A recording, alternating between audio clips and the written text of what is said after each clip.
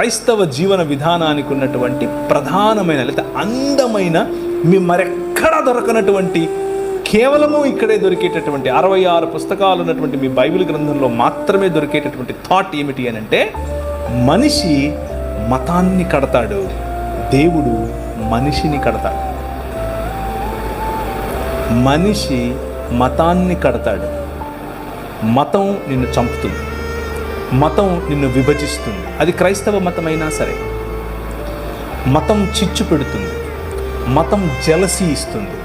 మతం అవతలి వాడికంటే నిన్ను గొప్పగా నీకు పంపు కొడుతుంది. ఎందుకు అనంటే, తోటలో శోధకుడు ఉపయోగించే ప్రధానమైన వెపన్ మతం.